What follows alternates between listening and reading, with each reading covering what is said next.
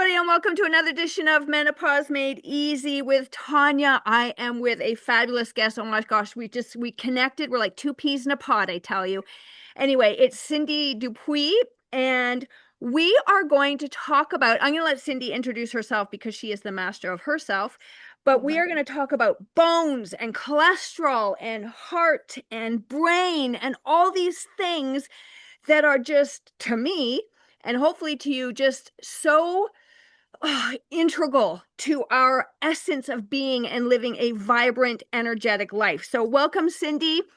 Beautiful to have you here. Perhaps just tell our listeners a little bit about yourself and what you do, and then we'll tie in, we can tie in all of these things as we move along. Thank you, Tanya. I mean, you get so excited. It makes me excited. I can't Yay! help but smiling the whole time. So, a little bit about me. I am a functional medicine nutritionist, mental guide, or coach. And I've been in the functional medicine space for about 23 years, so kind of a long time. I found it when I was going through kind of a health crisis, I would guess you would say. I was 43, I was going through a divorce. My digestive system was an absolute mess. I had thrown myself into menopause at the age of 43 through stress. And then I lost a little bit too much weight too. And my body says, you know what? We just don't have enough fat and cholesterol to make your hormones here. We're just going to shut it on down. So I was sort of, Mm. yeah, it's amazing how our bodies are. And so just kind of put into menopause really within a 2 month period. And really didn't know what it was about, except for, okay, I must be in menopause. Um, I have my degree in dietetics and food administration, and I got it like over 40 years ago. Didn't do anything with it, had kids, was in my husband's business. But once I got a divorce, I realized, I need a new life, kind of a new start. And I've always loved the body, which is why I went into dietetics and administration. And so I thought, what can I do? And I became a yoga instructor at that point in time, getting back in the body. And then because I did find functional medicine, I went, oh my gosh, this is my tribe. And I just started to help clients and opened up my practice. And I've been in practice for about 21 years, and I've been helping both men and women. But I have shifted definitely towards women for many reasons. One is my age and my contemporaries, and just kind of growing with the women that have been in my practice. I still love helping my men, but perimenopause, menopause is a totally different part in our lives. And I realized that some of my clients, my women clients, I knew what they were eating. I knew what their lifestyle was. I knew they had all these things in place, but yet we were losing some ground. And I kind of went, I'm missing a piece here. Mm. And to be honest with you, I used to ask kind of one or two questions about how they were feeling. Like, what's your libido? Do you still have a libido? Where is it on a scale of 1 to 10? If they said, yeah, I really don't have it, but it doesn't really matter. Either I'm not in a relationship or my husband's not interested. And so I would just kind of leave it at that and didn't realize the full spectrum of how our hormones affect our bodies. And, when you mentioned all the things that we're going to talk about, it's like, that's a lot to talk about, but it really is. And it'll be fun to see how far we get. It depends on how much we drill down on each one of them. But I like the fact, and I know you're like this, that everything is interconnected. And so to talk about all this, it's a lot, but it's wonderful to be able to have at least a little bit and know how the dots do actually connect. So, so that's just kind of it. My practice has turned into just totally telehealth now. I closed my office in December, and just doing everything online now. So that's pretty much me. Beautiful, beautiful. And I love the point. We will talk about this a lot, but we are not siloed. So there, Yeah. like we in the medical field, the allopathic field, things are siloed, like nothing's connected. Everything's connected. Yeah. Everything. Everything is. we are just cells. I have said this for probably 30 years now. And I'm diving into my mitochondrial mastery course, and I'm Oh just my goodness. my mind is blown because I am learning. Well, I mean, we talk about the mitochondria as the powerhouse of the cell, which Yep. that's just one of the 25 roles that I am learning, and that when your mitochondria break down, there is no health, right? Yep. That is what I am Yep. learning now, and that every medical problem comes back to mitochondria. So that is where a lot That's of exciting. my head is going. Uh-huh. And I have been talking about this for years, and I'm just excited because I think there's more of a collective energy moving towards really understanding that we are a whole being. And so, even though we're going to talk today about different, like the heart, the brain, Mhm. please understand, everybody, that one area can affect another area. So, Exactly. but you might be seeing the symptoms of Yes. one area, right? Yep. And so, you know what? We could have a whole conversation about that, I but know. let's talk about, because we mentioned this before. This is a hot topic. Let's dive into the cholesterol because I just did an in-depth many weeks in my group coaching calls about debunking a lot of the cholesterol um, conversation out there. And before we start this conversation, everybody, all I ask is that your greatest asset is an open mind, right? And a lot of us get stuck in what we learned 30 years ago. And so Mhm. I really like meeting people like Cindy who are they're in the know. They're constantly educating themselves Yes. because this field is changing very quickly right now, very quickly. Yep. So, what would you like to say about cholesterol? And I mean, you can bring in whatever you need to to tell us about it. Okay.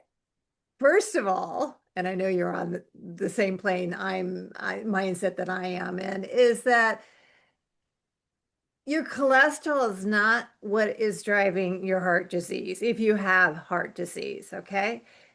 First and foremost, I could care less, sort of, about your cholesterol levels. If someone comes in and their cholesterol levels are a little bit high, um, I want to know more about your inflammatory markers, right? Because that's what's going to drive heart disease, okay, cardiovascular disease. It's not your cholesterol. A very, very, very tiny, tiny percentage of people have an issue actually with cholesterol. Okay, so I'm just going to say that.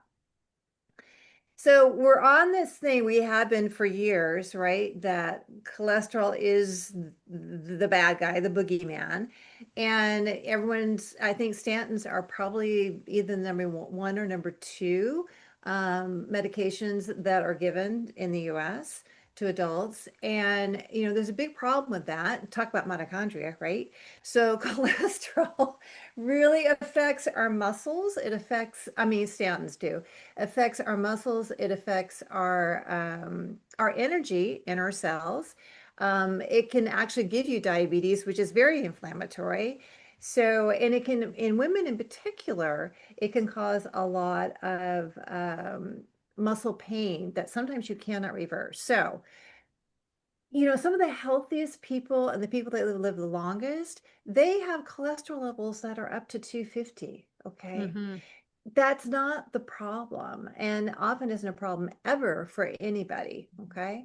So, one of the things that happens when we start moving into perimenopause and menopause, if we are going to talk about cholesterol, I just want to put this in perspective, is that our cholesterol starts to rise, right? And there's a couple of reasons for that. One is our thyroid can start being affected in perimenopause for a variety of reasons. As our progesterone starts to drop, that has an influence on the conversion of our inactive T4 hormone to our active hormone, thyroid hormone T3. So that can play a role in that. Often we become a little bit more inflamed as our estrogen and progesterone drop, and that can kind of push, if we tend to have the Hashimoto's autoimmune, that can tend to push that up a little bit. So a lot of different things can start happening with thyroid, and thyroid definitely affects our cholesterol levels.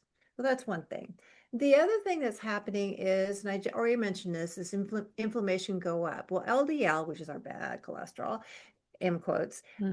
can start going up as inflammation goes up because one of the jobs of LDL is to kind of grab that inflammation and try to remove it and push it in a different area. So that's another thing. Another reason why our cholesterol will go up is because cholesterol is the backbone of your hormones. So as your hormones go down, your body wants hormones, the cholesterol will go up. If anyone's ever, looked at the cholesterol levels and then gone on what I call adequate amount of HRT or hormones or estradiol, most women will see their cholesterol levels automatically come down without doing anything else. Okay. So these are all the reasons why the cholesterol will go up as we start moving into perimenopause and menopause. And I think we need to understand why we need cholesterol. I already mentioned that we need it because to make our hormones. We need it to give us brain health. Okay. Our cells, we've got this cholesterol in the cell membrane, and to keep it stable, and our brains are, we have fat heads. We really do. There's a lot of fat cholesterol in our brains. And so if we really minimize the amount of cholesterol our body has, it's going to affect our brains. I have a friend who has a husband who's really suffering for a variety of reasons with brain health. But one of the reasons is, and these doctors, when they get their patients levels like around 100, below 150, like 120, they're going, yeah, and I'm going, no, Yeah. because it is affecting so many different parts of their bodies, especially their brain. So, um, cholesterol should not your enemy.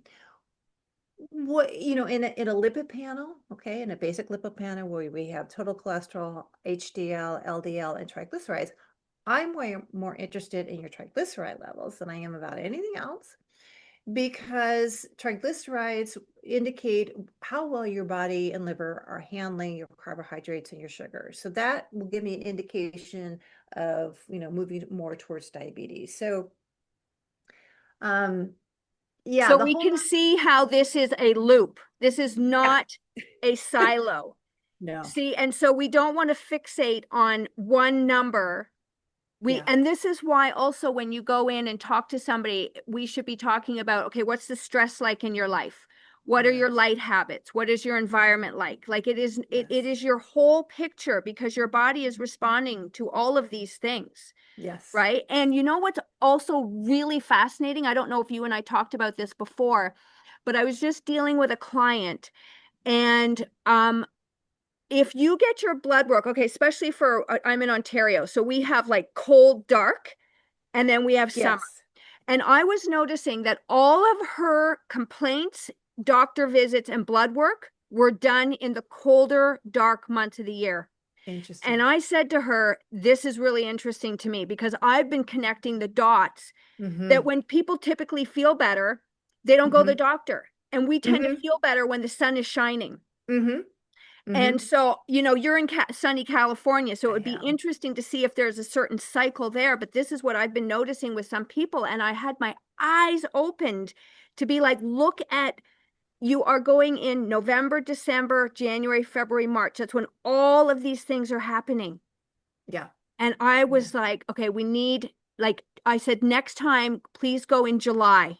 I want to see That is so the, smart. That is yes, so smart. Yeah. yes. To connect those dots, even, Well, Yeah. I was looking at her report because I said, I want to see everything you've done.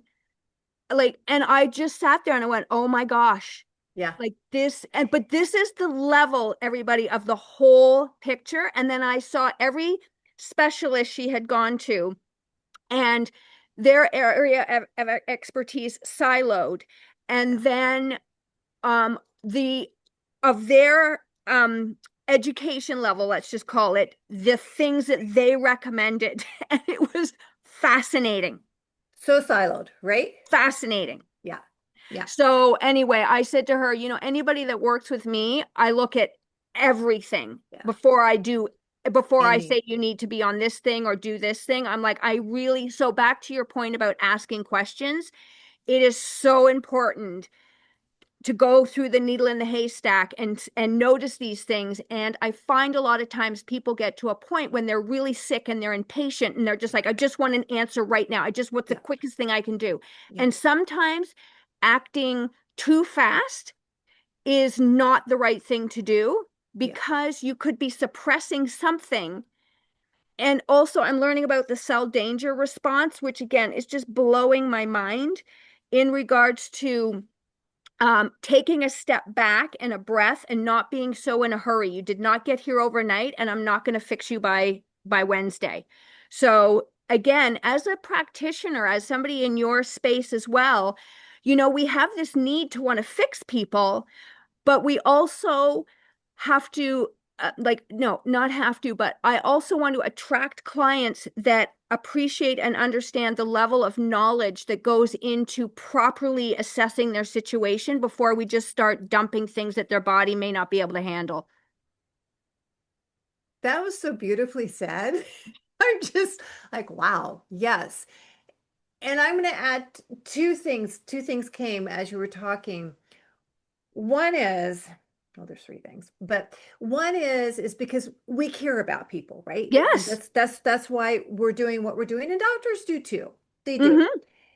And so there's a propensity, and sometimes I think it's okay where we want to give someone some relief as long as they Yep. understand that we are going to be working on this and this is not going to be a forever thing. It's like I want you to feel better because you can begin to feel hopeless. I totally get Yeah. that.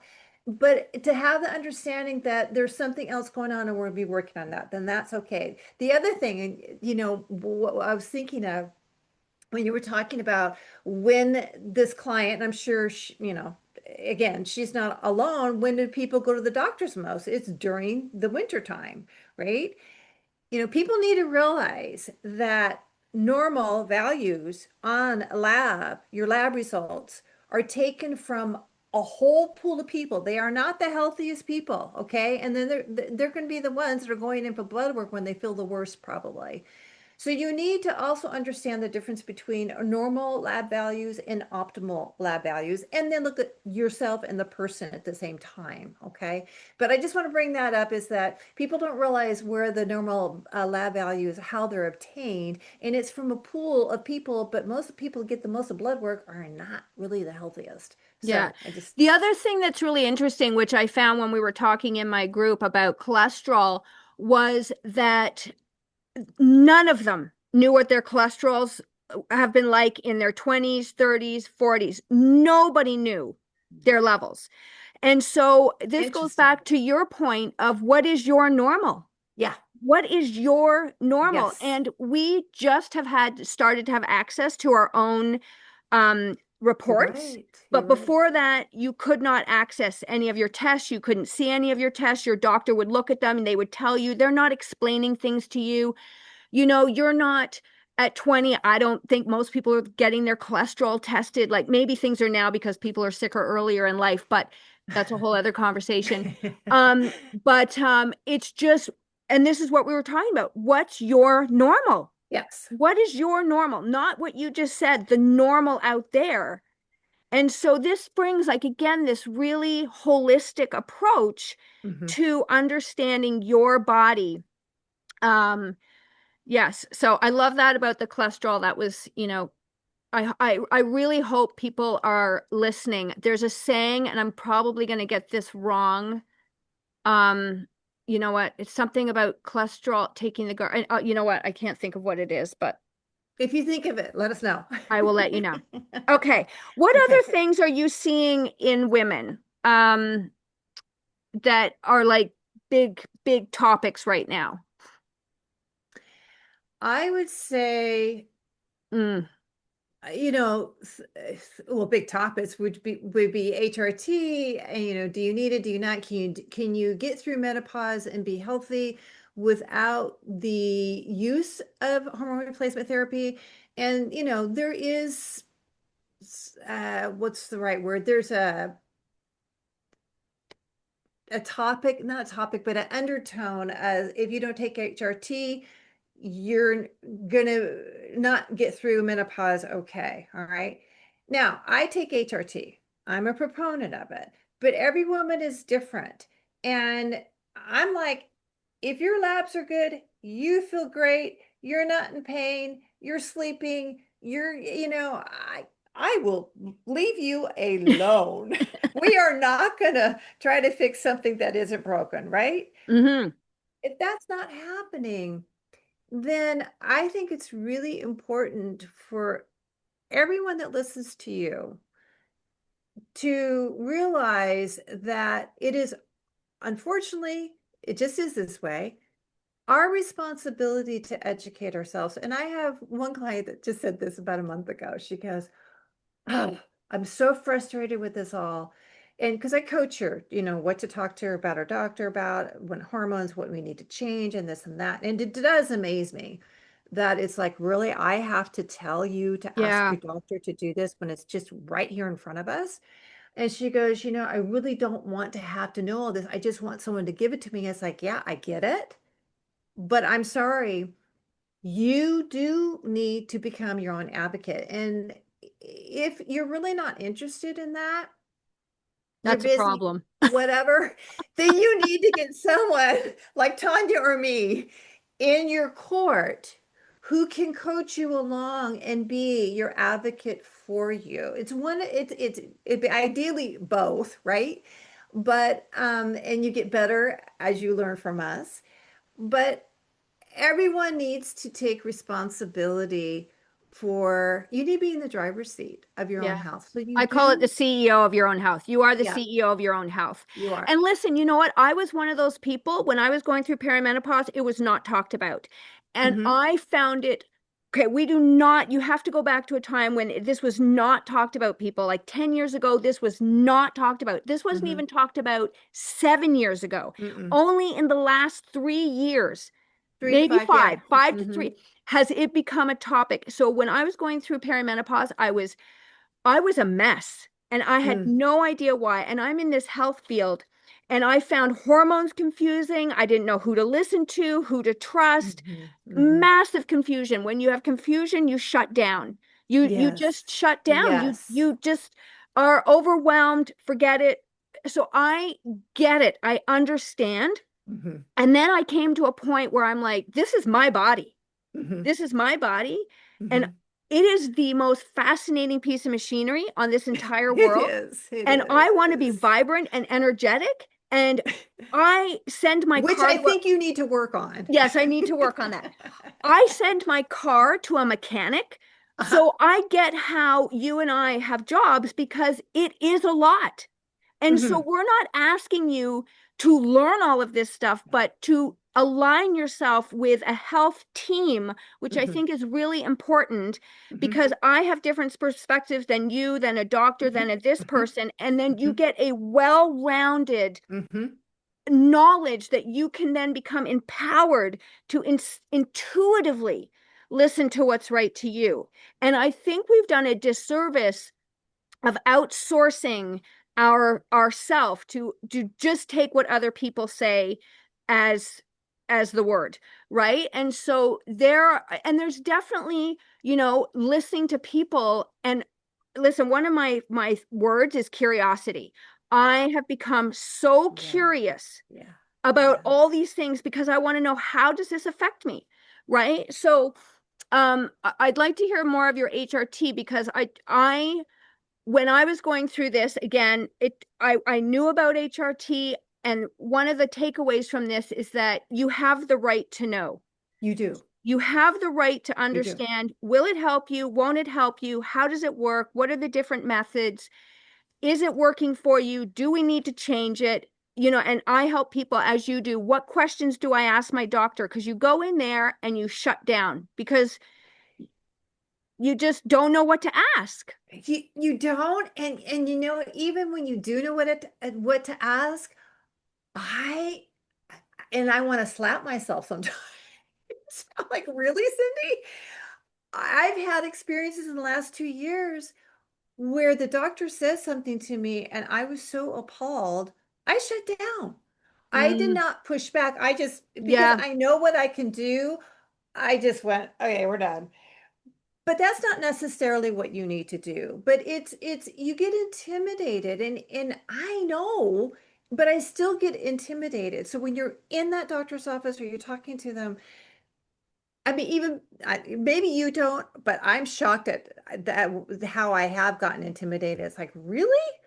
And and my shutdown is leaving, okay, which I'm working on. But I forget exactly why. You were talking about HRT. I think you were Hmm. talking. My journey was, when I went into menopause at age 43, which is 25 years ago, okay? The Women's Health Initiative just came out, had just come out. Now, because I was in the functional medicine space, um, I ended up being put on HRT 7 years later. I didn't ask for it. The doctor just did it. Thank goodness. Now, it was the bias, because that's what they were using there, then is the estradiol and the estriol. Estriol is a very is the weakest type of estrogen that our bodies make. And so they were doing that biased, again, hedging with the, WHI study, and it was low. And I was on that up until 3 years ago, something like that. And when I started to do a deep dive into HRT, okay, into menopause, all of that, and I'm sure like you, it's like you just dig, dig, dig, dig, dig, dig, dig. And I said, okay, it's time for me to make a change. All right. I was going along fine. I mean, there was some things that I didn't like, but I was going along just fine. But I wanted to try different things because I wanted to, first of all, I knew I needed some change personally, but I wanted to try some new different methods and dosing so I could personally experience it, so I could have a conversation with my clients if it came up. It's like, I know we're I'm in, always the guinea pigs. we're hacking, we're the guinea pigs. So, which is fine. Yeah, And I like it. yeah, we learn. So you will hear this term, physiological dosing. Now, it means different things to different doctors and different groups of people, hormone people. The type that I wanted to try because it was out there and I knew some people loved it was the physiological dosing, but it is a dosing where you are changing, it's kind of like the Mm. Wiley protocol, where you're changing the amount of estrogen and progesterone that you're doing to kind of mimic the cycle that your body would have. Now, there's nothing wrong with that, okay? But in this particular group, they would dose to where we would be if we were actually still fertile. Okay. Mm. So high doses. And I did it for 2 months and I went, this is not for me. Hmm.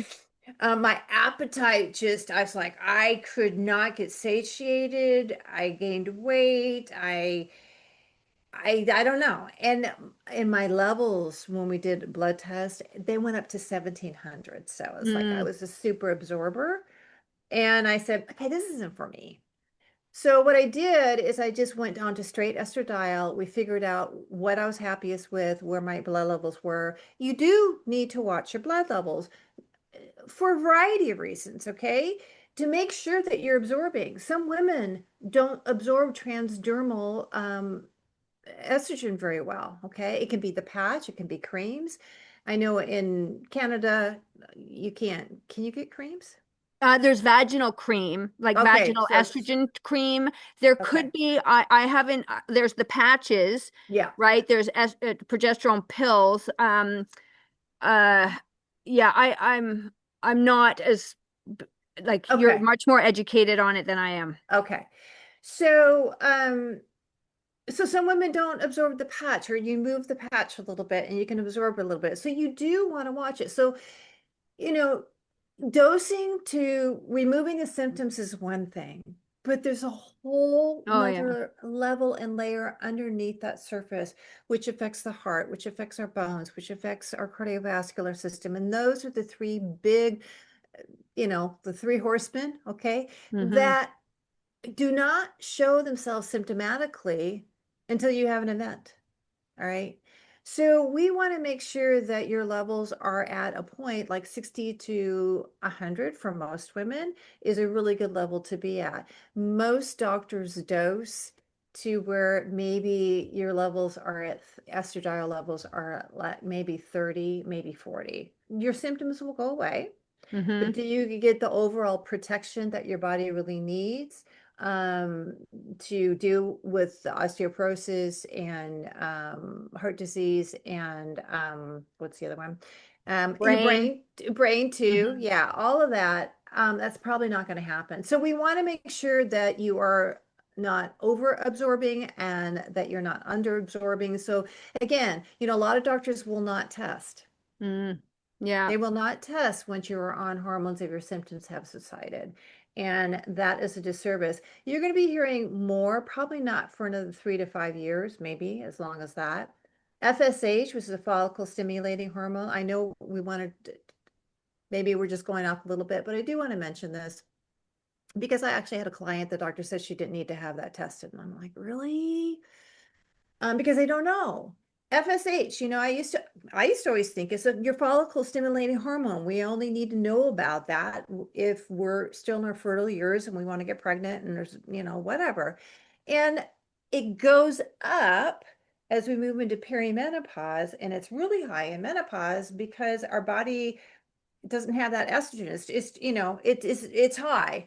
But the thing is if we're on high enough amounts of estradiol, HRT, it will squash that FSH. And they're finding that FSH is becoming more and more important when it comes to brain health and when it comes to bone health. Mm. Okay. So these are all the different things that we need to ask to have the testing. I do, and I don't know if I sent it to you. I do have a lab checklist for the pause years and free. And I would love to give you a link so people can download it, but it talks about what you need and why and how to ask for it. Okay. Perfect. It can be Yeah. really, really helpful. Um, so one of the other things I would like women to know about is about their bones. Okay. Mm-hmm. And I don't know how it is in Canada, but here in the States, unless your doctor is savvy and unless you ask for it, most women will not have their first DEXA scan, which scans your bones to see the bone density, which is not the end all be all, but it's still kind of the gold standard to kind of see where you're at the age of 65. Mm. We lose the majority of our bone within the first 10 years of menopause. Mm-hmm. Okay. So the average age of menopause is 50. So if you're not getting your bones looked at until age, 65, that's 15 years of bone loss, of possible bone loss. And I see so many of my clients coming in with osteoporosis. I I have a whippersnapper. I know you do too. A client, she finally went in and got our DEXA scan. I think she's 69. I said, you got to get it done. And she came in and she sent it to me. She goes, there's this mean person I work with that made me get this DEXA scan. I said, yeah. I said, I don't Mm-hmm. think she was mean, but yes. And she came back with osteoporosis, and no doctor had ever even tested her. Yeah. And, she is on HRT. Okay. Mm. Now, and let me back up a little bit too. So osteoporosis, there's a lot of different risk factors, right? I would recommend every woman get a DEXA scan in their 40s. Okay. So you kind of have that baseline before you start losing your hormones. Okay. And all three of your hormones, estrogen, progesterone, and testosterone, all play a role in keeping your bones. So estrogen helps to slow down the breakdown of your bones. Okay, those are the osteoclasts. And then both progesterone and testosterone will help build up the bones. Okay, so we need to have both, but it's usually the breakdown that happens faster. So when we do lose our estrogen, so sometimes we have to create stories Mm-hmm. in order to get things done. And I see absolutely nothing wrong with that. So if you have osteoporosis in your family, or maybe you don't, that would be something that I would bring up. And there's probably a better chance of you getting an earlier DEXA scan. Okay, that there are some risk factors that play into it when we're younger. So, even when we're in teenage years, when we're still laying down bone, we lay down bone till about age 21. We're really building up that bone mass. Let's say you have a young lady who is a kind of an elite athlete, okay? Um, that can, if it affects her production of estrogen. In other words, she has amenorrhea. Okay, she's not having her periods. That will affect bone Mm-hmm. density. Okay, Mm-hmm. let's say she gets really thin, right? Maybe a little anorexic, and you're not producing your hormones then. Okay, that's also a risk factor. So elite athlete, getting a little bit too thin, which a lot of young women do that. And then even the birth control, people don't think about that. So if you're on birth control for a long time, we don't get that surge of that estrogen when we're on birth control. It's just everything's kind of flatlined. So these are all the risk factors, okay, that you want to look at and maybe create a story to get that first DEXA scan. Okay. Yeah. So keeping our bones, a lot of people don't realize that 1 in 3 women who break a hip will not survive after year 1. And it's not because they broke the bones. It is not because they had a hip replacement, the surgery itself. It is what happens after that surgery where they're in recovery, they're much more susceptible to UTIs, okay? And most women who are in their 70s and 80s have had absolutely zero HRT and do not take vaginal estrogen, okay? In my opinion, every woman needs to be taking vaginal estrogen if they're Hmm. not taking systemic estrogen just to keep the bacterial balance, the tissue, to avoid the UTIs, and everything else that happens with it. Okay. So a lot of women will develop UTIs when they're recovering because they're immobile. They might be in diapers. Okay. Which just Mm-hmm. causes, infection. And a lot of women don't even know they have UTIs when we're older. And it can go to the kidneys and the brain. Okay. And cause Mm. a big problem. Yeah. So that's something to think about. And then as we get older, we lose muscle mass so much more easily and readily. And if you're immobile for a while, it's going to be hard to get up and going again. So you lose your strength. So the quality of life often deteriorates and never comes back. And your independence goes away and does not come back. So keeping our bones is super important. And I do want to share my experience Mm-hmm. with bones because that was one where I said, we're done. Um, we're just Mm-hmm. done. I got my first DEXA scan at 66. I had to ask for it. And it came back in one hip, I think. I was barely osteopenic. Okay, just tiny, tiny, just, and I'm 66. Okay, I'll take that. And I'll talk about that a little bit more. But what this doctor, it was a phone conversation. I'm sure she doesn't remember what I look like. Okay, what I do, what my family history is, what my diet is, how I exercise. None of that was discussed, what my Mm. vitamin D levels were. She wanted to put me on biphosphonate. Okay. And I'm like, you want to do what? And to me, that's malpractice. I mean, Mm-hmm. literally, that's malpractice because you can only be on a biphosphonate for 5 to 8 years. Okay. And then you have to go off and then what? All right. But nothing was talked about diet, about, calcium, really. Um, exercise, nothing was talked about. She wanted to put me on biphosphonate. That would have changed my life forever, probably. Okay. And most women are not savvy enough to even know that. Okay, so that's one thing. It's like, you got to be kidding me. The other thing is that here again, we did not have any track record. Did I lose that bone the first 7 years of being on menopause, in menopause, and without any HRT? When did I lose this, right? Have I been building it up in the last 2 or 3 years when I changed the amount of estradiol that I'm taking? We have no idea. Okay. So, and the other thing that biphosphonates do and that type of medication is that it'll prevent the loss of the bone. Okay. But you don't know the quality of the bone. Mm. So you can still end up with dense bone, so the DEXA scan will improve, but it can be very brittle bone.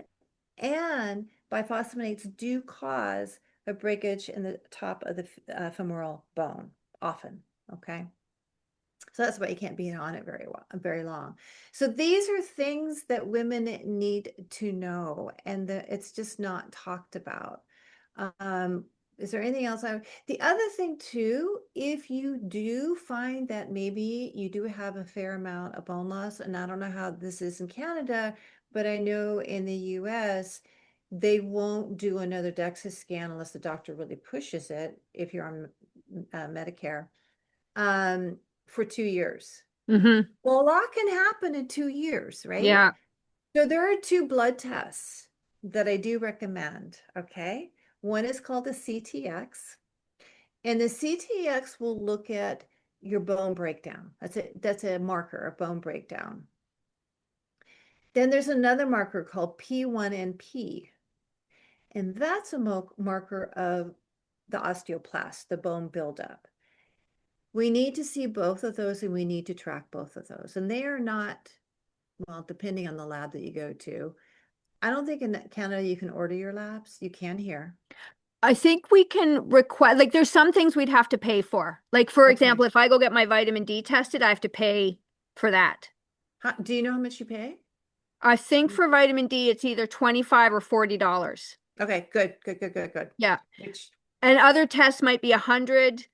Like there's different prices. yes, Some of them are yes, free, but if you yes. want certain other things to ask for, which you should know what they are because they're not giving you the complete picture if you Mm-hmm. don't get all all the things done, which again is something people don't know. They don't know. People don't know, and I, And the yeah, I was just going to say, I didn't know. I didn't know no. that you should go and get your, I was asking people when we were talking about diabetes a lot. I'm like, what's your HbA1c? And they're like, I don't know. I said, well, what's your fasting insulin? It's Oh never yeah. been tested. What's your fasting glucose? No idea.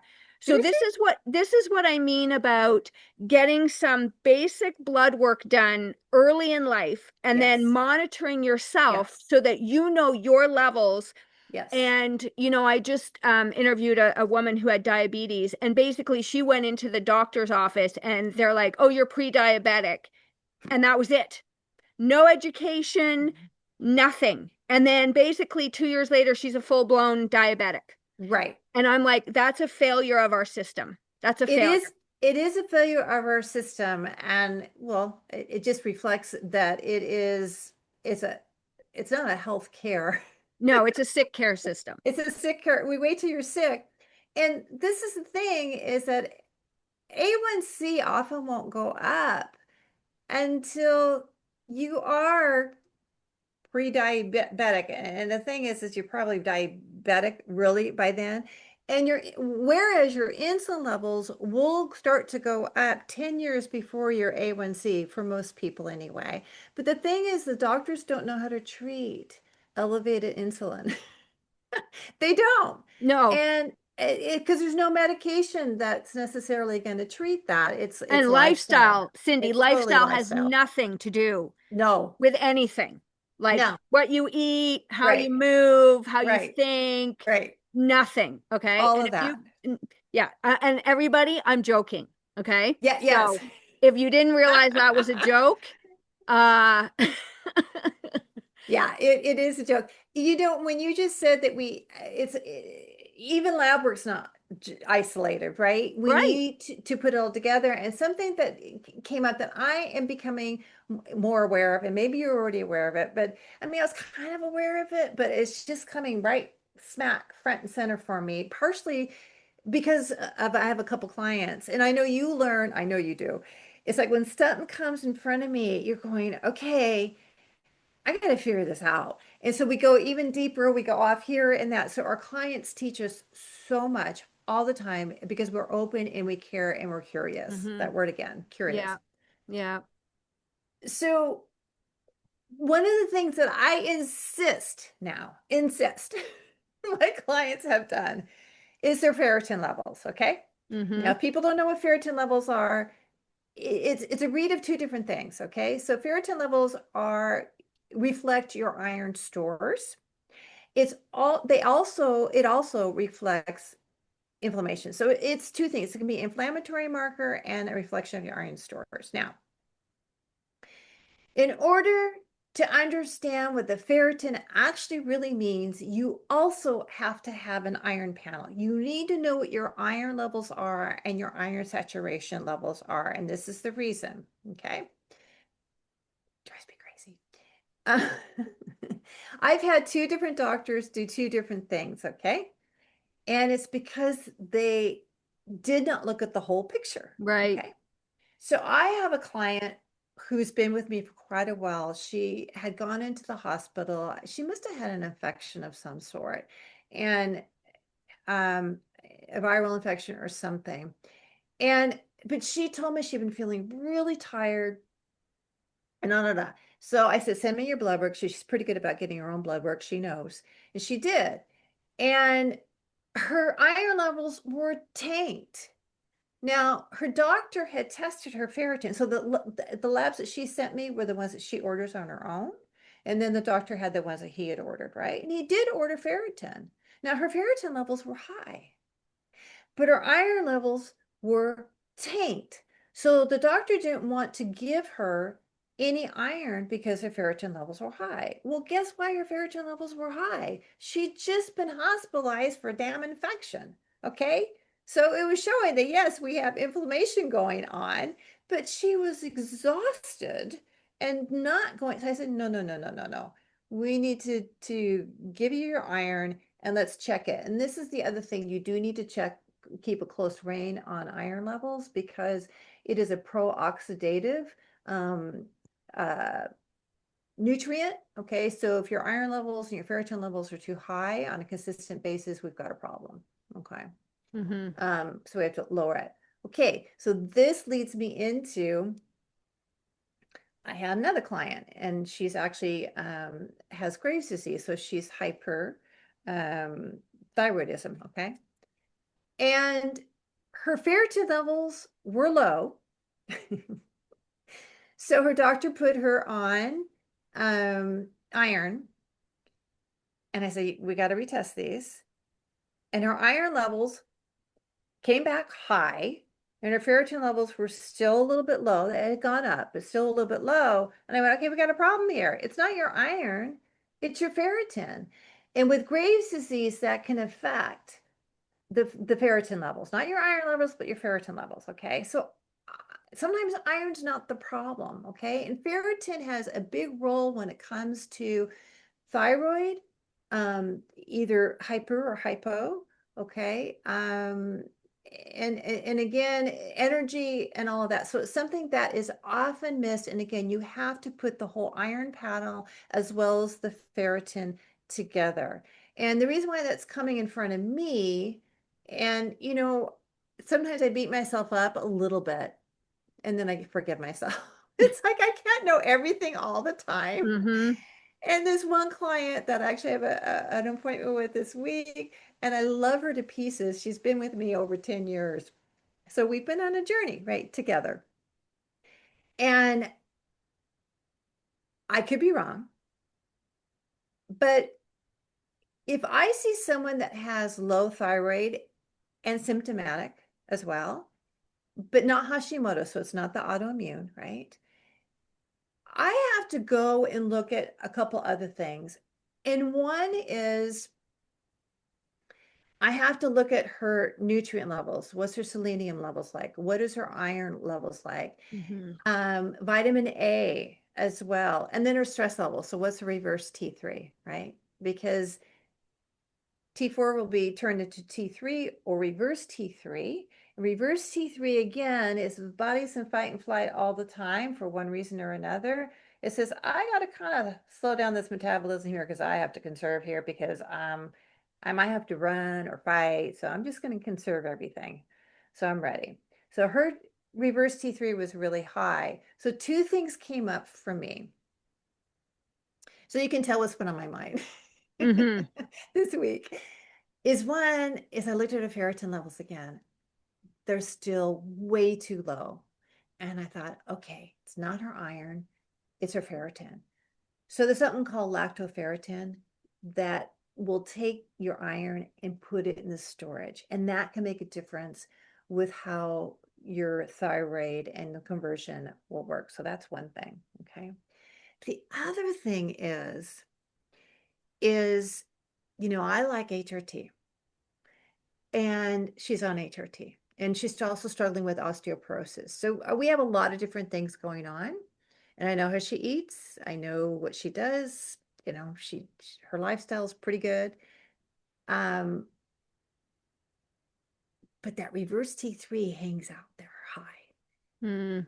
And we've been pushing the estrogen levels up. Actually, I just saw it and it's like too high for me. It's like, okay, we got to pull this back a little bit. But the other thing is one of the places that our body still will make hormones is in our fat, okay? That which is one of the reasons why our body wants to put that fat around our waist is that we will aromatize that and turn that into estrogen. Maybe not the best kind of estrogen. She's a more inflammatory type of estrogen, estrone. But where was I going with that? Yeah. Um, I forget exactly. Oh, I know where I was going with that. Okay. So there is a type of maca. Hmm. Okay. And there is a company that I really, really like. And one of the reasons I like it is I know some of the people who are on the board. Okay. And I've known them for a while. They're very responsible. They have so much integrity. Okay. And they've done some studies. And this particular type of maca will affect, oh, I know where I was going with that. The hypothalamus, pituitary, adrenal axis. So our adrenals also make hormones. That's where I was going with it. Not just the fat cells, but the adrenal glands also do it. So even in menopause, this particular maca will raise estrogen levels and lower FSH levels and also Mm. raise progesterone levels. And I think there's a problem with their HPA axis. Mm. So what I'm thinking of doing is bringing down her estrogen, putting her on this particular maca because it's also an adaptogen. Hmm. So it'll allow the body to find its own way. And let's see if we can get that reverse T3 down. Okay. Let's see if we can level out her hormones. Let's see if the bone loss, let's see. And then, I'm going to try to get her ferritin up and let's see she's still having an issue with her thyroid. She's off thyroid medication. She actually doesn't feel very different, which is interesting. But it's still where it would be for a lot of people in the functional medicine world, it's less than optimal. Okay, her T3 is. So I'm just a little tweak there, okay, and seeing what will happen here. So I just gave you a whole Yeah. thing, but So I wrote down a couple of things. So yeah, one is what I say to my clients is it's a puzzle.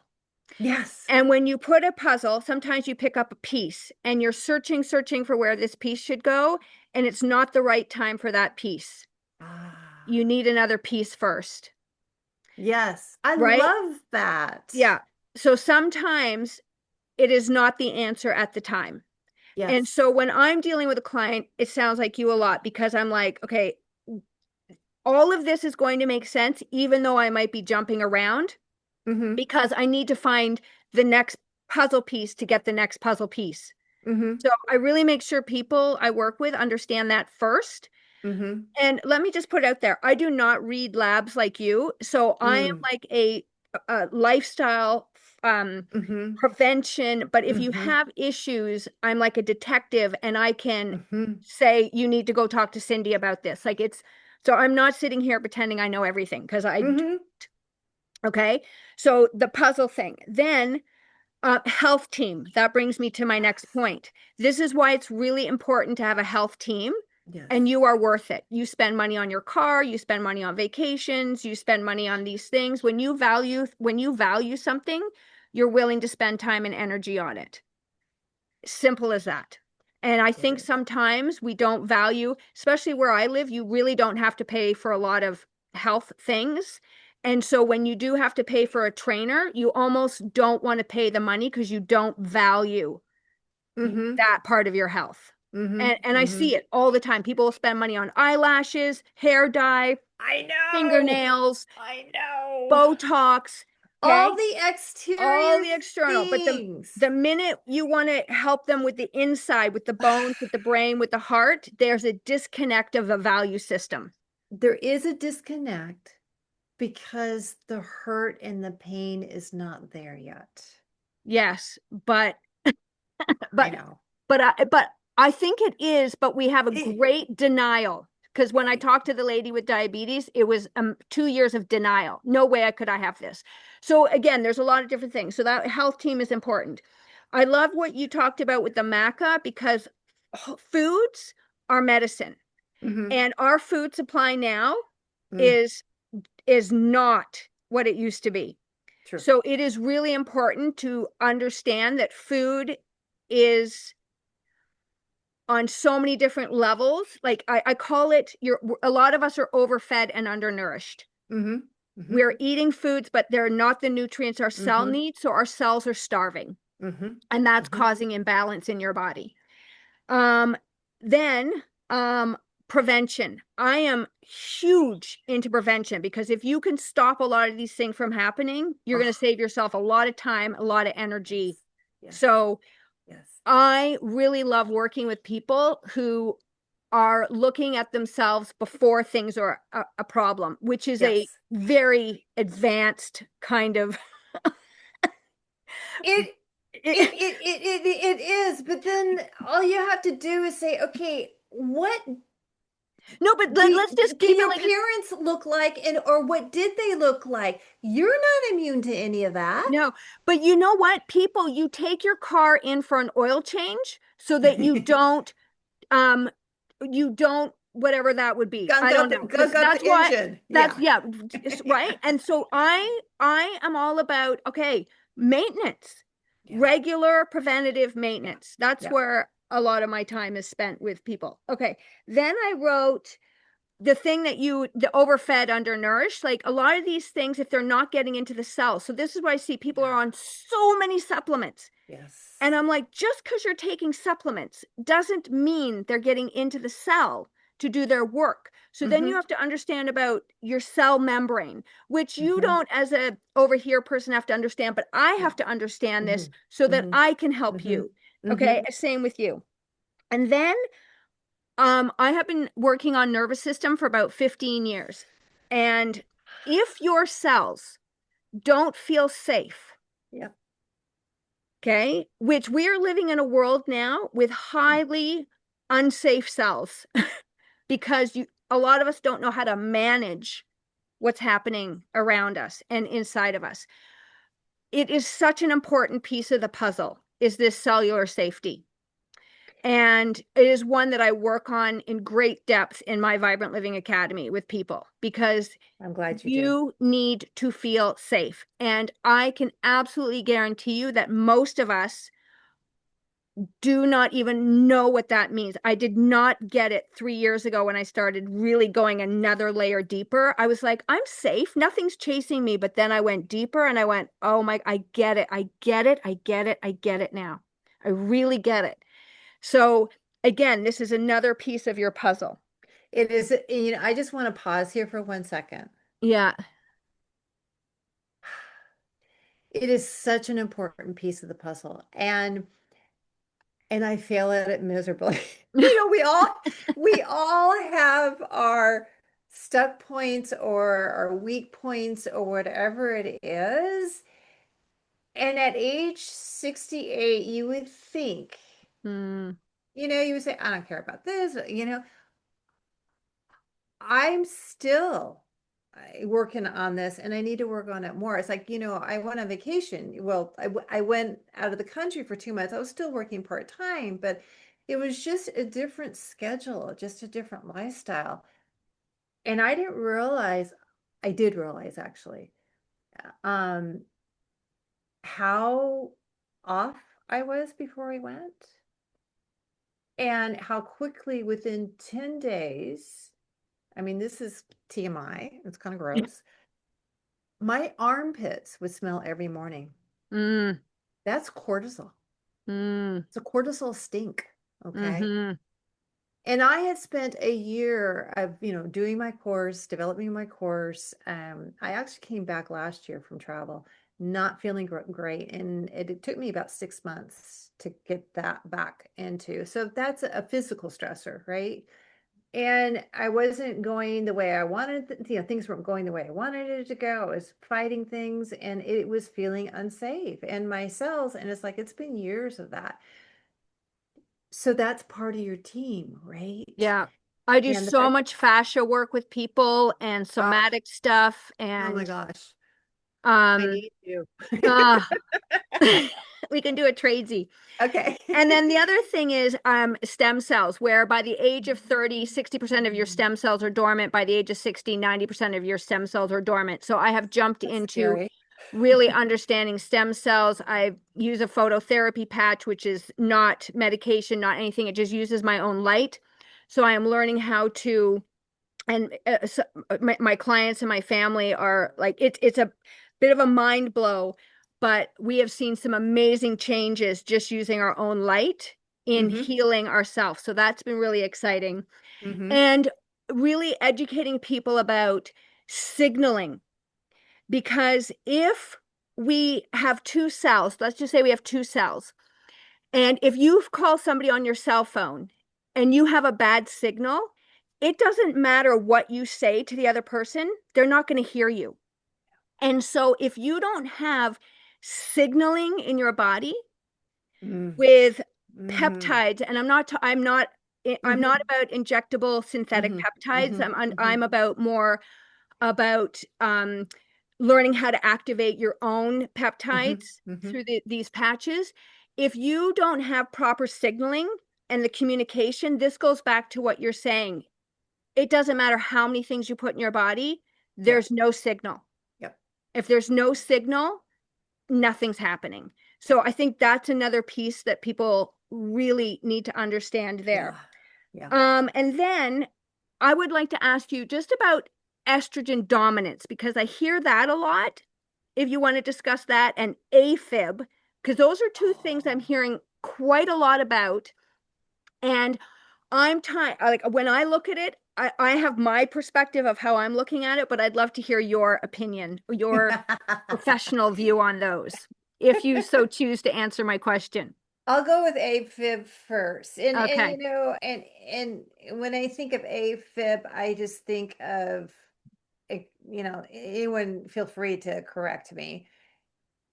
I mean, it's kind of a blanket diagnosis. It maybe shouldn't be, but I kind of look at it, it's just the heart's just not beating or signaling the way it's supposed to. So you get Signal. these There's that word right there. signal. You're right. You're right. I have issues with it. Okay. Mm. Personally, my dad does too. I am so much like my dad. It is So where there's the epigenetics. Can I just there's say, everybody, yeah, that's a very epigenetic connection there. it is. And he's 95. He still Yay! skis. He's like amazing. So I'm hoping I'll be like him. Um, and his A1C is always like, but it's there, it doesn't move. Mine's like that too. So there's the epigenetics. So when it comes to perimenopause and menopause, a lot of women will feel their hearts, okay? Thyroid Ferritin, magnesium. Most of us are magnesium deficient, and some are just genetically, I think, more than others. And I think just in general, we're mineral deficient. We are. We Yeah. are. I'm totally mineral, and I take minerals, but it's that connection, right? Am I Yeah. absorbing it? I don't know. Um, Estrogen does make it, and progesterone both make a difference on the electrical system and how the heart responds, right? And of course, stress definitely plays a role in it. So we got magnesium, we have our hormones, all of that plays a role. There can be, it just this is just hit me. I do have a slight valve thing that goes on where it doesn't quite close. And eh, people can have more digestive issues as we move into perimenopause and menopause for a lot of different reasons. But we don't think about valves when it comes to Mhm. estrogen, right? But estrogen's part of that ligament, that collagen, keeping those flaps. So Mm. I just made that connection as I was talking. It didn't happen until I was in menopause for a while. Okay. So, and it goes up and down. There are some, I go through some periods like, really?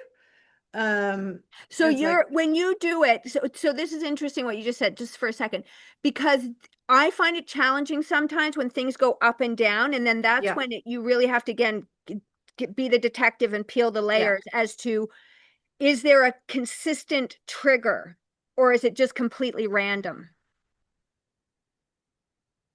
It can be exercise induced for me. It can be where my heart, this is different. My heart will get stuck. Okay. It'll just beat and be erratic. It doesn't happen very often, but it has happened. The first time it happened was like, I'm a yoga girl. It's like, I'm breathing. Come on, I'm breathing. And nothing was working. It just Mm, got stuck. So I can have that sometimes, and that can be exercise induced. And I have not made the connection with that one. I have not. Other than possibly I'm having a hard time with mineral absorption. Okay, minerals, electrical. Think yeah, about electrolytes, right? Minerals are your electrolytes. yeah. So electrical conduction, that all has to do with it. Um,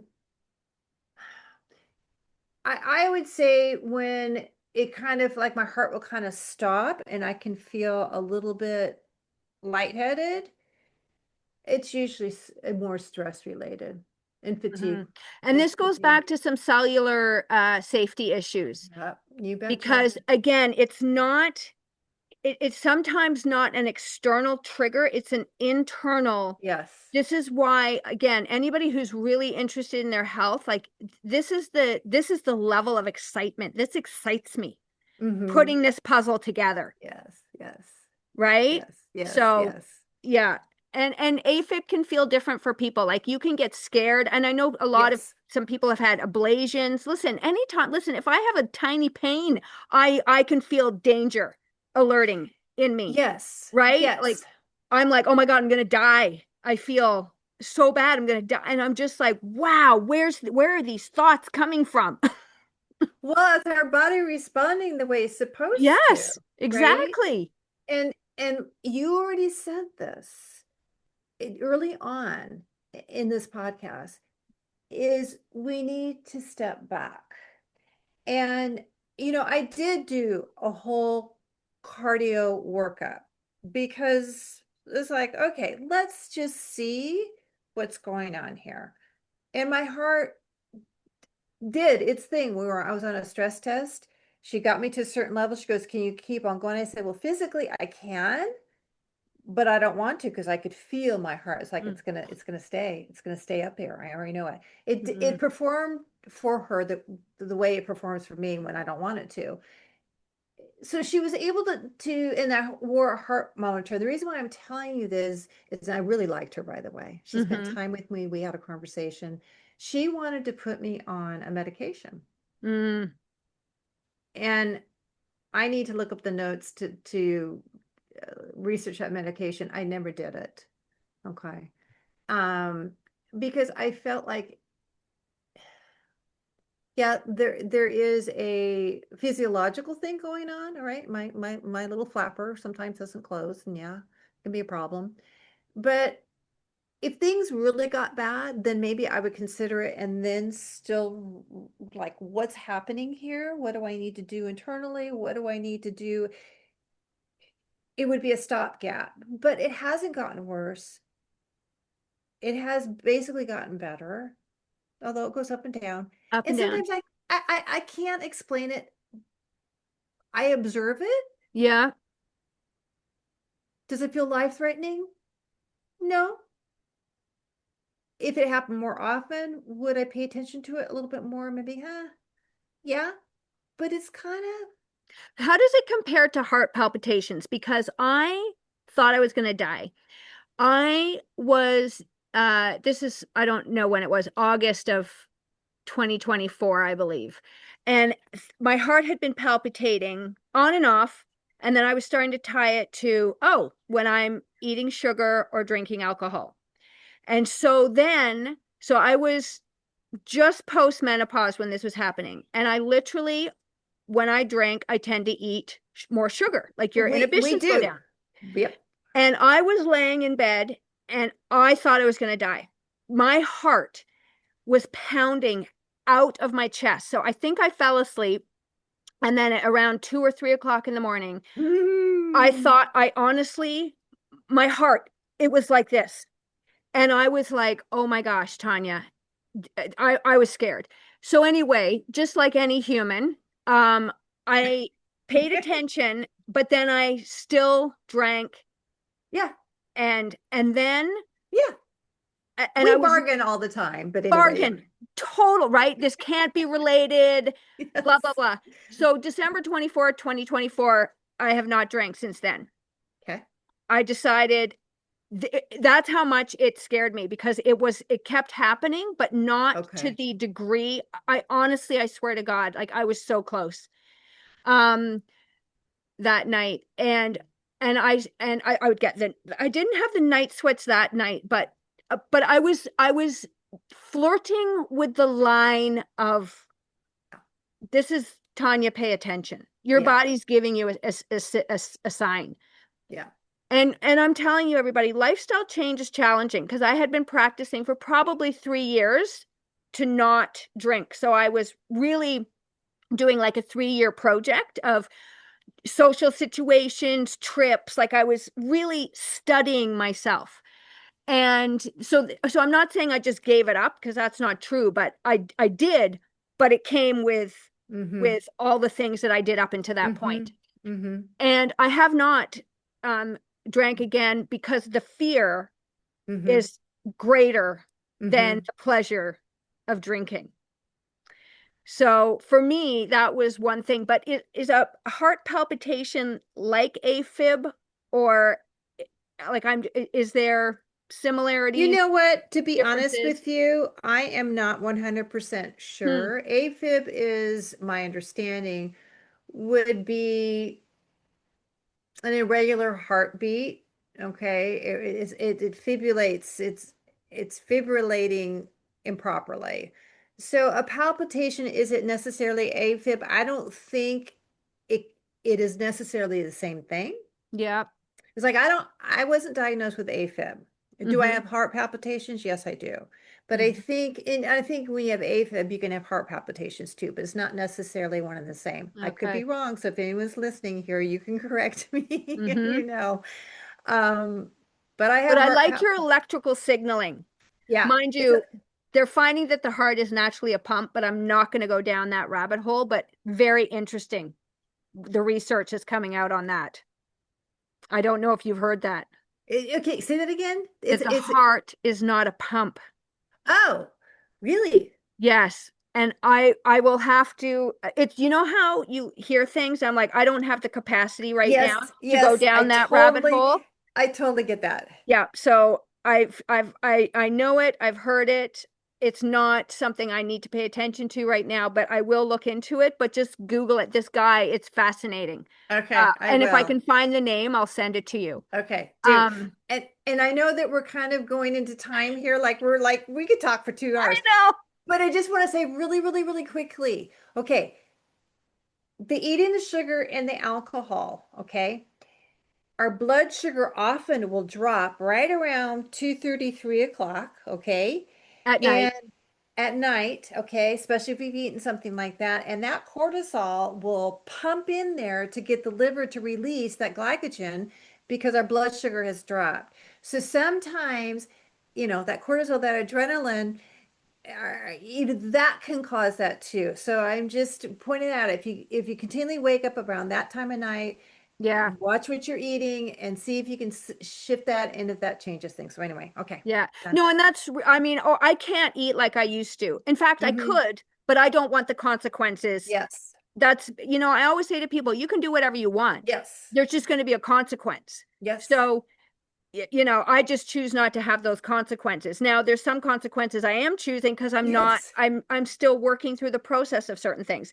Okay, Yes. and then I know estrogen dominance is a huge subject. I don't know if you have a time commitment or if there's just a brief way Oh, just that's to right. You hadn't mentioned that. Okay. Are you talking about estrogen dominance on HRT or just in just general? well just like I know some women who are estrogen dominant. They're kind of going in and out of estrogen, so they're almost finding if they go on estrogen, it's too much. Like they're feeling it, like breast swelling, I think is one. Like there's certain signs, um, and So if so if they're still in perimenopause, these women are in menopause. these women are in menopause. Okay. So it could be that they're not getting enough progesterone to oppose it. Could be that. It could be that they went too fast, too much Mm-hmm. too fast. It could be. It could be their body doesn't clear it out very well. And there can be one of two ways, right? We have to methylate our estrogens. And so our bodies can break it down and it goes down the right path. I don't know if you heard of the Dutch test, Yeah, but they I've look. had a Dutch test. Okay, you have, Yeah. so you know what that's about. So that's one way. But the digestive system also is a key pathway of eliminating your estrogen. So if you have a very inflamed gut and you have high amounts of something called beta glucuronidase, which some of the stool tests, which I do, will show you that it will unhook the estrogen and your toxins, by the way, and it gets recycled. So I would look at methylation and we'll look at your digestive system to make sure that you're able to dump it out, to metabolize it correctly and dump it out correctly. So there's a lot of different things that play into that. Mm-hmm. Okay. So progesterone, maybe you need to go slower. Um, and then, look at your pathways of, pushing it out. Yeah, one thing I work with a lot of people is getting their circadian rhythm because the Ah, more I've like again spent probably 3 years on really studying light, dark, sunrise, UVA, UVB, all these uh-huh. how it affects night, all this stuff. And it is really your cells all have clocks, and They we are do. such at a disconnect for nature. Anyway, I've done tons of episodes on that, but that is a huge piece I work on with people because again, it's the signaling. It So, is, yeah, and there's so many layers to it. so I many love what layers. you do because you hit on things that I don't hit on, Mm-hmm. and probably the things that I need to hit on for myself. To be honest with you, but it's just interesting all the different layers. Yeah. Yeah, layers, layers. Well, I mean, honestly, we could keep talking. I love our candid conversation, our ability to, really again, look at that whole picture, that puzzle. Yes. So important. If anybody leaves here today, don't leave with the thought of, oh my God, this is like there's so many pieces. Like this is a million piece puzzle. Just It is, know, but you only have to yeah, do one piece, exactly. and it changes how it looks, right? Exactly. You know how sometimes you have this one piece and then all of a sudden you put 10 pieces in quickly. Yeah. That's what happens. This is what I Yeah. mean. So don't Yeah. don't give up. And one of the things I will tell you is your mindset.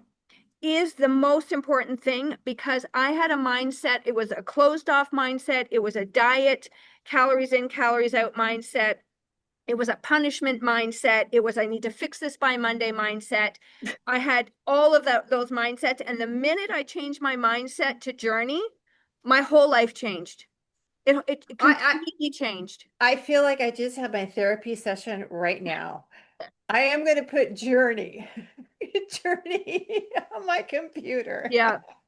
It, I'm It telling is. you, the stress it took off my body Yes. was phenomenal. Yes. You didn't get here overnight. Nope. You're not going to fix yourself overnight. Nope. But if you are willing to love yourself enough and be curious, I'm telling you, it's amazing. It is. And I will just say this one thing, it's not a straight line up. No. Sometimes you're going to get low before you get high again. So That's true. understand that the journey, sometimes you run out of gas, sometimes your favorite restaurant is closed. All right. Cindy, loved our chat. Anything you'd like to leave the listeners with and your website, and I'll have all the stuff in the show notes as well. I there's really no, I think we covered so much. I think they have enough to chew on. I hope, it was greatly beneficial. The only other thing, if I could, is just mention my course. Yes. Okay, so I have an 8-week course. It's called Grace and Transition for Women of a Certain Age. And it's 8 weeks. It's online. It is a community course where we meet once a week with like-minded people and other women. So we get to support each other. And we talk about everything about perimenopause, menopause, life, diet, digestion, hormones, labs. So it's all those pieces. I'm missing the piece, and maybe, as I'll this be a course guest goes on, speaker. she will have to come on. Tanya will have to come on because that's a piece that, you're just much better at it than I am. So, knowing my strengths and my weaknesses. So that's a piece you still need Tanya for. Mm-hmm. So, Perfect. and I'll give you that link. And actually, a new session is starting. A new cohort is starting May 18th. So it's coming up pretty soon. Okay, So, perfect. okay. I think All right. that's Well, it. thank you. Thank Thank you. you. Ladies, if this episode resonated with you, please share it out. This is an episode I honestly think you're going to have to listen to over and over again because there is so much depth and information in here and just wisdom and knowledge and fun. So thank you for listening. Please share this with your friends and family, and we will see you in the next episode.